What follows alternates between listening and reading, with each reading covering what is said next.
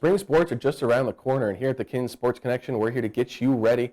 Today, it's men's lacrosse, and joining us down here at the CAC is men's head coach Doug Misarti. And Coach, thanks for coming down and talking to us. Absolutely, my pleasure. So last year, you guys go 11-4 overall. How do you build on that success into this year? You know, we just keep working. Every year's a little bit different. Each team is a little bit different. Our goals stay the same year in and year out. So we just keep on plugging away and build on that success. Certainly, it builds your confidence, but you also keep it where it is and focus on 2017. Keeping with the record a little bit, 6-0 at home, but 5-4 on the road. How do you guys go out and maybe find a few more wins away from McBride? You know, I think that's a maturity thing, and we have a pretty experienced team right now. I think used to some of those road battles a little bit more. So we're certainly hoping for a different result there, and hopefully replicate our success at home on the road as well. So last year, you lost some seniors, specifically one that we should note is Patrick Shovelson, All-American goalie. How are you going to try to fill those shoes? Patrick was a very special goalie. There's no doubt about that, and I mean, he'll go down as one of the best players in our program's history. But we've always felt very good about the guys that are behind him, and it's their time to step into that role now. We have a very good battle going on there right now, and we expect that to continue and make that group strong. So we feel good about that. Certainly, we understand that that's going to be looked at a little bit, but we do feel good about the guys there and think that they're going to play well. So you mentioned a battle. No clear number one yet? None that I'm going to say on film. All right, there we go. And then, you know, also talking about your roster composition right now, your attackers, you didn't graduate any of your starters last year, and they put forward a lot of goals. 3 guys, I think, over 30.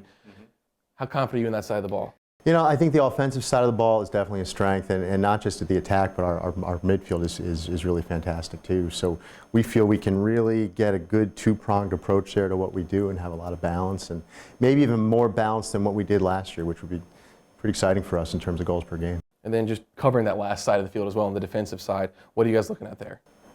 You know, there again, it's a pretty experienced group coming back. A couple of young guys are mixing in there too, and you know, making us better right now. So, you know, we feel good about that, and they're going to have to play strong and improve upon last year.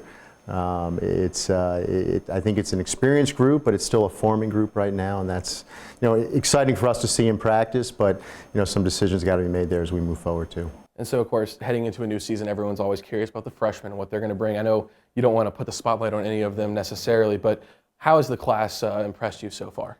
You know, they're a strong group. I mean, we keep telling them they're the future, whether they break in this year or next year.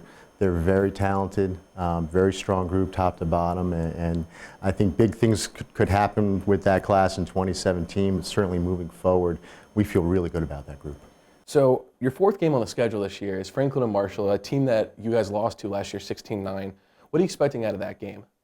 You know, right now we're taking it a game at a time, and we have Ohio Northern next week, and then we have Albion and then Aurora.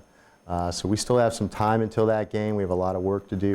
You know, when we get through those first 3, then we'll focus on Franklin and Marshall and the rest of our spring break schedule. But, you know, we would hope that that's going to be a different result, and we're going to certainly work hard to make sure it is. And now, as you said, you don't like looking ahead in the schedule, but the big question always, because the past few years you guys finished 3rd in the conference, beating those 2 big teams in Ohio Wesleyan and Denison, what's it going to take to crack into that top 2?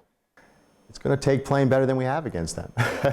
You know, but I think there again, we have a talented group. I think we can do it. And I think our guys also, you know, believe in themselves in that regard too. But, you know, the thing about our league is that if you just focus on those 2, you know, Wittenberg, Worcester, Oberlin, or DePauw, or someone else is going to beat you. So we really try to, I mean, like I said, take it a game at a time. And though we know they're there and they're highly ranked and they're very good teams, you know, we feel when the time comes, we're certainly going to be ready and prepared for those games. But, you know, it's the game at a time approach right now, and that's how it has to be. All right, Coach. Well, hey, thanks for coming down and talking to us, and good luck this season. All right, thank you so much. As Coach mentioned, the Lords play Ohio Northern University this coming Tuesday, February 21st. It's at 3 p.m. start, and it's at home. So come out and support the Lords, and you can find the live stats and live feed at athletics.kenyon.edu. For Coach Misarti, I'm Matthew Ruskin.